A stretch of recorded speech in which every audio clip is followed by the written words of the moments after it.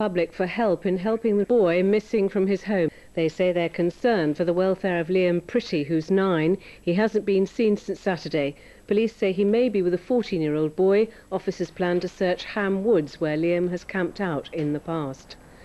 Tracy Clark, who lost her 11-month-old daughter Melissa, is the first witness giving evidence at the Bristol heart death inquiry. The hearing is looking into the deaths of 29 babies during operations at Bristol Royal Infirmary. The proceedings are being relayed by video link to screens in Barnstaple, Truro and Cardiff.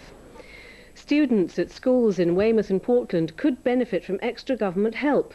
The schools are bidding for education. Walk free. Noon, all looking quite hard. Baby scandal opens, and the Devon dairy back in production after years of closure. A Devon man who killed his baby son is to be freed by a judge at Exeter Crown Court. Richard Stevens threw his 6-month-old son onto a sofa in frustration, causing massive brain damage which led to his death. Alison Chitty has this report. Richard Stevens had originally pleaded not guilty to the manslaughter of 6-month-old Alexander. But this morning, after 2 days of legal argument, he changed his plea to guilty. The toddler died of brain damage in 1996, while Stevens was in sole charge of the child at the family home. This was the 3rd time Richard Stevens had faced trial over the death. 2 earlier hearings were dropped because of legal complications.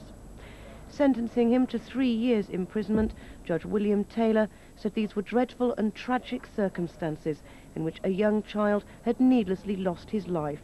But you have spent nearly 18 months in custody, and I do not think it right to return you to prison. Richard Stevens was freed, despite having a previous conviction for willful neglect of a child whose arm was broken by him.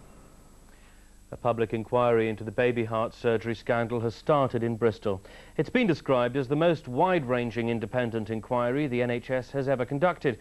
South West parents of children who died and the 3 doctors at the centre of the scandal will be giving evidence. From Bristol, John Maguire reports.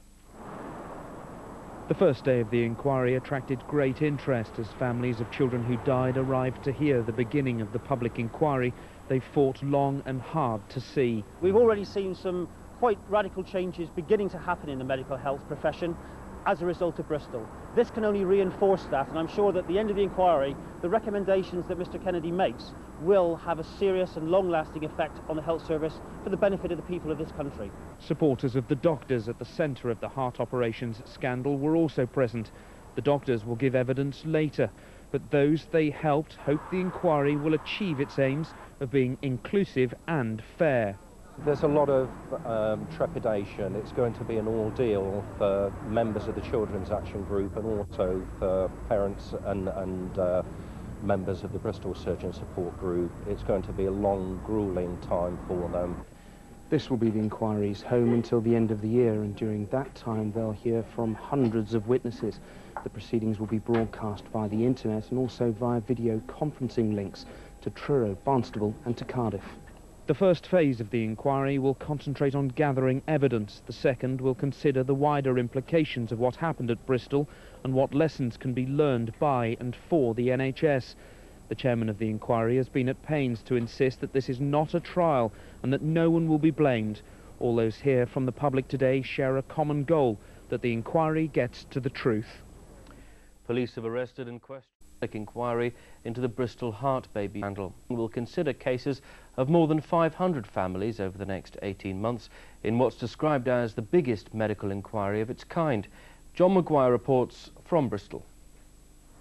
Tracy Clark from Tiverton faced another chapter today in the ordeal that started when her baby daughter Melissa died at the Bristol Royal Infirmary 8 years ago after surgery to correct a serious heart defect. The main complaints was the medical aspect of it, how she was on a ventilator that was leaking and they didn't spot it for about 14 hours.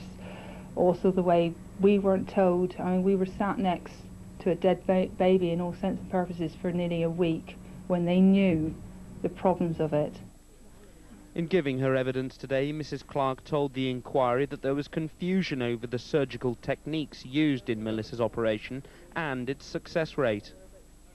There was great interest in the opening of the public inquiry, described as the widest-ranging independent examination of the NHS ever. This is a day families of children who died have campaigned long and hard for. We've already seen some quite radical changes beginning to happen in the medical health profession as a result of Bristol. This can only reinforce that, and I'm sure that at the end of the inquiry, the recommendations that Mr Kennedy makes will have a serious and long-lasting effect on the health service for the benefit of the people of this country. The doctors at the centre of the scandal will give evidence later. Today, their supporters attended the hearing. We desperately need to get to the bottom of the truth, leave no stone unturned, and if that is the case, I'm sure the surgeons will be vindicated. The chairman of the inquiry has stated that this isn't a court of law. The aim is to learn lessons and not to apportion blame. This will be the inquiry's base until the end of the year, during which time they'll hear from hundreds of witnesses. The proceedings will be broadcast via the internet and via video conferencing to centres in Barnstaple, Truro and Cardiff. Other bereaved parents from across the southwest will give evidence over the coming weeks. The aim of all concerned here is that the inquiry finds the truth and that families will never suffer in this way ever again. Nick Harvey, the Liberal Democrat MP for North Devon, has angered some voters in his constituency with an apparent change on his views on Europe.